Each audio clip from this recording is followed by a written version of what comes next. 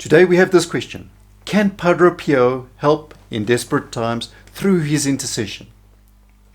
In this episode, the doctor said to his wife, "We have done everything humanly possible to save David's life. He has multiple organ failure. His body is shutting down." There was no hope left.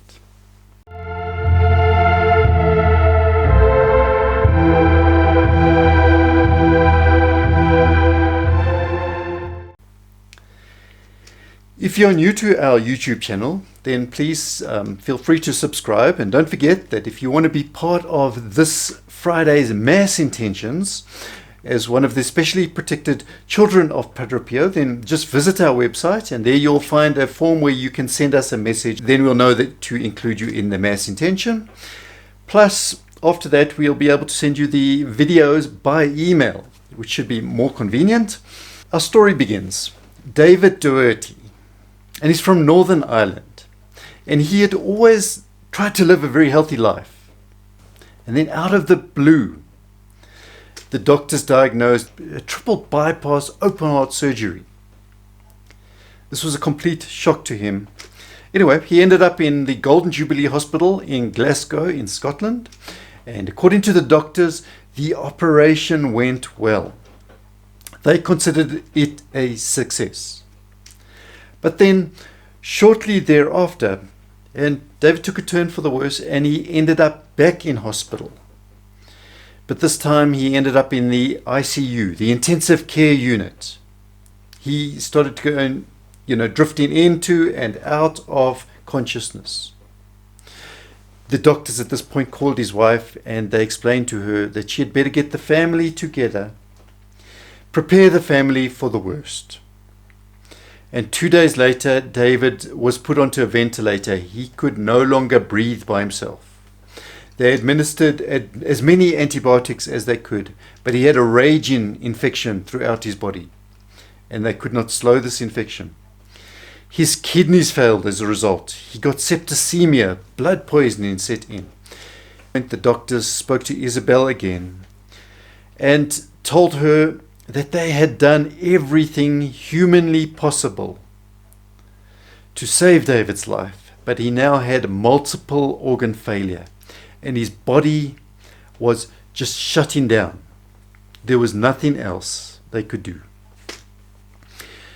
One of David's daughters at this point made inquiries, and she arranged for some relics, a glove and bandages that had been around Padre Pio's stigmata hands, that they be brought in, and they were placed on her father's chest on his deathbed.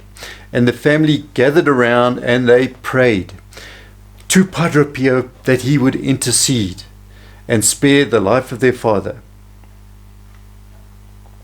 Well, there was no instant miracle that took place. And that evening, though, David's son, Georgie, he noticed when he got into the elevator in the hospital, he noticed a fragrance which he could not explain. And the daughters, similarly, an inexplicable fragrance of incense. They both experienced that. Now, if we remember back to one of our earlier videos on bilocation, we start to see the meaning of this fragrance. And it's often associated when Padre Pio appeared somewhere or was about to do a miracle. The next day, the priest came in and gave David the last rites. The surgeon examined David later on that day, that's a Sunday, and noted there was a very slight improvement. Anyway, Monday came, and there was another examination by the doctors. And now the doctor was surprised, and he called Isabel aside and said, "It's amazing to see the changes. Your husband's condition, he is getting better." Because David remained in the ICU for another 3 weeks. And thereafter another 9 weeks in hospital. And thereafter months and months back at home of recuperation. And one day, when David was feeling a lot better, the family explained to him what they had done. They had brought the relics of Padre Pio and they put it on his chest. And after that, he had started to improve. His situation had started to improve. Well, David was completely amazed because, and we'll see the following story, at the time when the relics had been brought into the hospital, he had experienced, in fact, what he could not understand. While he was lying on his hospital bed, he saw himself already dead. He saw his body in a coffin, and he had experienced his own wake, at which his friends and family came to pay their last respects. And then he saw his own funeral, and he was in the church at his funeral.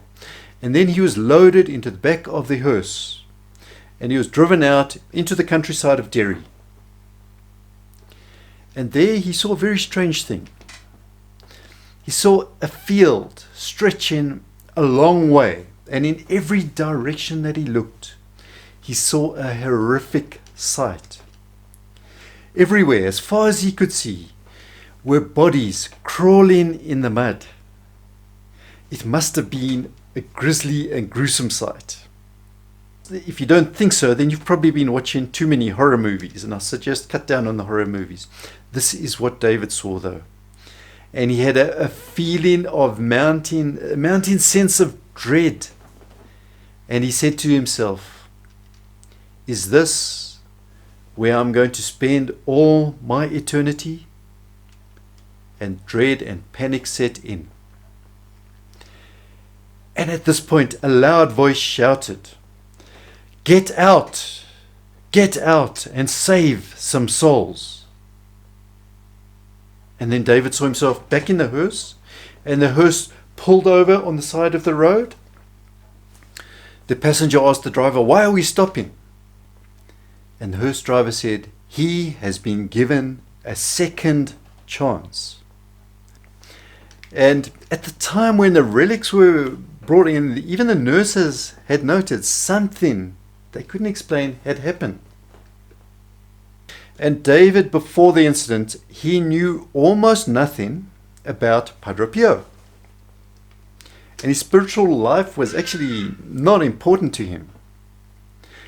Even before the operation, he did not pray. It had been over a year since his last confession. So surely before you go in for this operation, you're going to get your spiritual, life in order. And he would miss Mass. It was no big deal to him. His relationship with God was just not important. And now let's look at after the incident. And they say now David never neglects Sunday Mass. It's important to him. He is also a regular at weekday Masses, and he's a regular at confession. And even his family has changed. They are now all involved in charitable ministries. Yet, David still had this nagging sense in himself. This voice he had heard, get out and save some souls, kept coming back to him. And what did it mean? Well, one day he was invited to attend a Padre Pio prayer group meeting. And there he found his answer. And then he started to reflect on this and to wonder how he could start a Padre Pio prayer meeting in his parish. And he got permission from the local bishop and priest. And his Padre Pio prayer group started. And he put them together and he made a little booklet. And his prayer group started to grow. And then one day he received a call from a nun in Dublin, and she wanted to know how she could start her own group. So he helped her start another group in Dublin. A young woman from Dungiven contacted him, and likewise he helped her start a prayer group, and his Get Out and Save Some Souls had become a reality. David, reflecting on his near-death experience, is convinced that his life and his family's lives had taken a change in direction that he would never have thought possible. And he ascribes this change to the intercession of Padre Pio. Please let us also note that all of this happened after David had been put into early retirement. And he must have looked on it at the time as a tragedy that his life had almost come to an end, you know. His working life had come to an end. But it turned out to be an opportunity, and God had plans for David.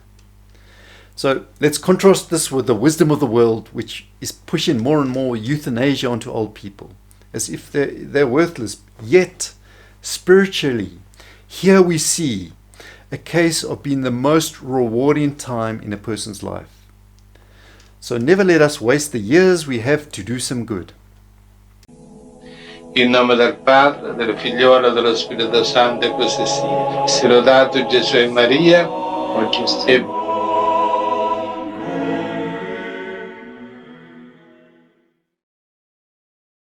If you are new to our channel, then please subscribe to our channel.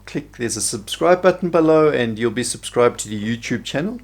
Also, we would appreciate it if you would click the like button, because that pushes our ratings higher up on YouTube, and it helps our channel to succeed and to grow. And there's a bell there. If you click the bell, then YouTube will give you notifications of future videos. But also, don't forget to go to our website, and from there to send us a message. You'll find a form there. Send us a message and you will be included in this Friday's Mass Prayer Intentions, which is specifically for the followers in the footsteps of Padre Pio.